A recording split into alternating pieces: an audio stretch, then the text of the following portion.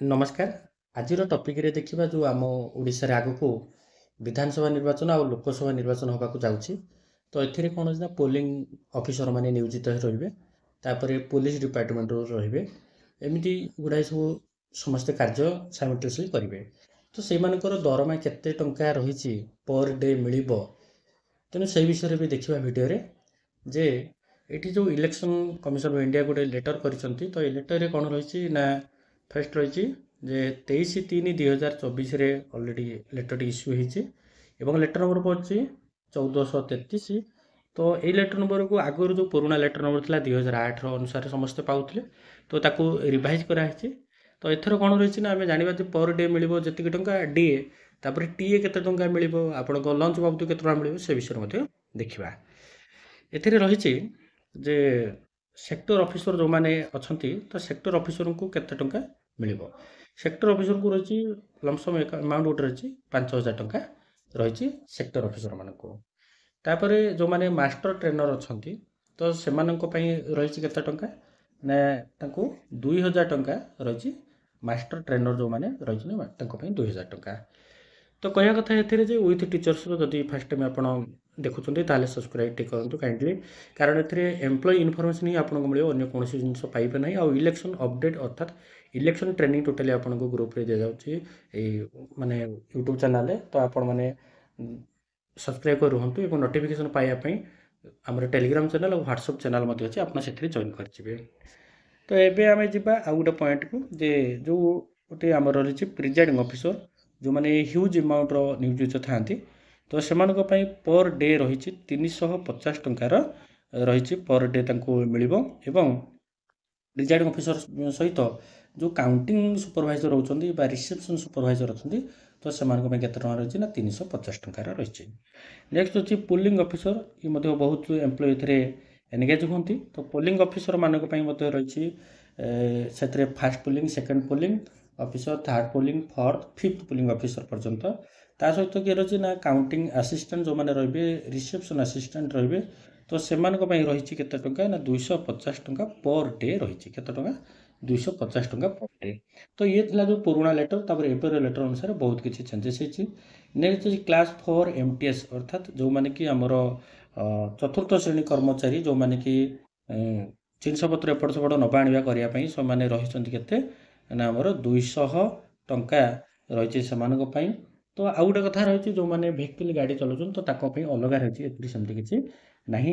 तापर देखिए वीडियो सर्वेलाइन जो मैंने करेंगे टीम बा मीडिया सर्टिफिकेशन फ्लाइंग स्क्वाड माने स्टैटिक सेल सर्वेलाइंस सबकि जो मैंने सब रे केवल मीडिया सेंटर बा जो इंटरनेट कैमेरा सेंटर रे तो से पार्ट वाइज कराई केते ना तीन भाग विभक्त कराई। फर्स्ट जो मैंने क्लास माने 1 आउ सेकेंड जो फास्ट सेकेंड तो रही 1200 टंका क्लास थर्ड रही 1000 टंका और क्लास 4 रही 200 टंका।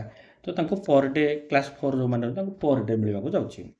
तापर रही माइक्रो ऑब्जर्वर जो मैंने माइक्रो ऑब्जर्वर अच्छा तो से रही टंका के ना 1000 टंका लमसम अमाउंट गोटे रही 1000 टंकार अमाउंट रखाई। नेक्स्ट अच्छी कौन ना असिस्टेंट एक्सपेंडिचर ऑब्जर्वर जो मैंने ऑब्जर्वर मैंने रही असिस्टेंट एक्सपेंडिचर जो मानकर माने सबकि ऑब्जर्व करुवे डिस्पैच टीम हो बा सबकि माने हेड रोचंती। तो से रही लमसम अकाउंट 7,500 और समय अनुसार बढ़ी पारे। तो ये देखो आ गए पॉइंट तो प्रिजाइडिंग ऑफिसर मान रही 350 टंका पर डे चेंजेस हो तेणु मैंने टी बढ़ कि कमिबार चान्स ना। एबे आम देखा जे ट्रेनिंग केते दिन भितर आपन जो ट्रेनिंग नहीं से मिल कि ना ट्रेनिंग रे केते टंका मिल पॉइंट रही जे academically polling staff shall be paid for maximum 4 days केते दिन मिल 4 डेज मैक्सिमम ताठू अधिक मिल नहीं अर्थात ट्रेनिंग तापर कलेक्टिंग पुलिंग मटेरियल नेक्स्ट अच्छी material pi and 2 days for pulling day जोटा पुलिंग डे रोचे केते दिन रखा ना 2 दिन रखा पुलिंग डे जो तो मन करूँ काली पुलिंग अच्छी ताहले आपण आज ही जीवे ना तो से 2 दिन जब होपर ट्रेनिंग ये ट्रेनिंग जब दुईटा नहीं टोटाली आपको 4 दिन अमाउंट ही मिल ताठू अधिक मिल ना। आउ जो मैंने रिजर्व रे जो स्टाफ धर ड्यूटी करेंगे रिजर्व रखा वेटिंग रखा तो से कौन रही ना shall be paid 4 days for training and only 1 day for polling day. तो टोटाली सी 1 डे रो पोलिंग डे रो माने पाइबे।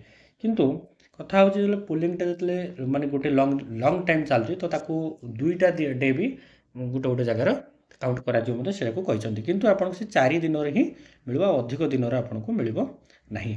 तो एथिरे जो लेटर रही आउ गोटे रही पॉइंट जे रिसेप्शन जो ड्यूटी स्टाफ जो माने करेंगे तो तांको पई कोन होची तापर टीएडी कोन देखितबा ना एठी रही रिसेप्शन जो ड्यूटी स्टाफ रहे तांको पई 2 डेज रो अर्थात 1 डे ट्रेनिंग आ गोटे दिन ड्यूटी पई ताको मिल जिवो टंका। Next voter assistant booth staff जो माने भोटर असिस्टेंट रहिबे तो सेमानको मध्ये सेही 1 डे ट्रेनिंग 1 डे अटेंडिंग रे मिलिबो से 250 टंका लेखा मिलिबो। एवं आ गोटे रही कौन ट्रेनिंग काउंटिंग ड्यूटी स्टाफ जो मैंने काउंटिंग करेंगे तो से 2 दिन केवल मिल गोटे दिन ट्रेनिंग आ गोटे दिन ड्यूटी जो अटेंड हेले।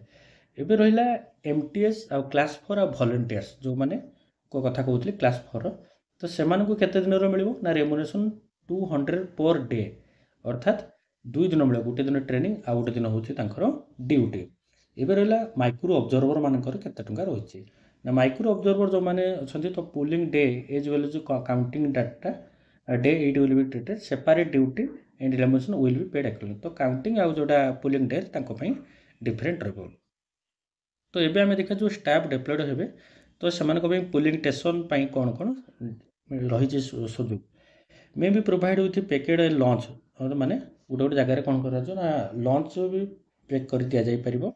तो तापाई रिफ्रेशमेंट पाई रही केते ना 150 टंका per day. In case difficult reception providing package lunch in cash payment तो 150 टंका से देदेवे जदि से माने नदी पाले लंच पैकेट सब ताले से डायरेक्ट 150 टंका ताले से जगह आप जो जगह को जिबे ताले लंच बाबद आपन 150 टंका मिलिबो ड्यूटी करिया पई।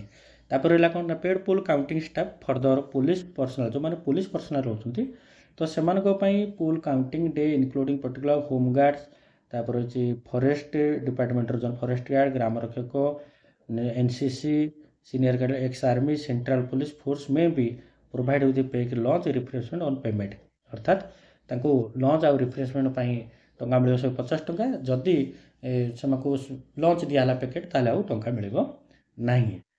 एमती सब रही पॉइंट आउट आ गोटे रही reserve party for polling day they can be separate immediately than not needed on the day. तो सेमानको मध्य रिजर्व पार्टी जो माने रहिबे तांको रिफ्रेशमेंट पई नो रिफ्रेशमेंट चार्ज तांको रिफ्रेशमेंट चार्ज मिलिबो नाही। तेणु ये सब हूँ 2024 लोकसभा कराई यार समस्त माने हेड ऑफ द डिपार्टमेंट को लेटर कराई। तेणु एथिरे किसी प्रॉपर माने आपन को कैश ही मिलिबो एठी ऑनलाइन किसी करा जीवो नाही कारण आपन इमीडिएट दरकार। तेणु एथिरे आ गोटे पॉइंट रही जे ऑल माने जो जहाँ भी सब खर्च हम कोडाल formalities observe and provision OGFR 2070 also be observe. तो तापर फाइनेंशियल प्रोविडेंस ये सब जिनस को आपण माने लेटर में पोस्ट कर देबे तापर देखितबे।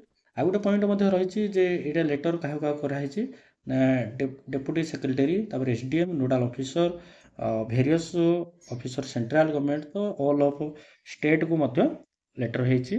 तेणु यह ही आज टॉपिक रे एतिकी। Thank you.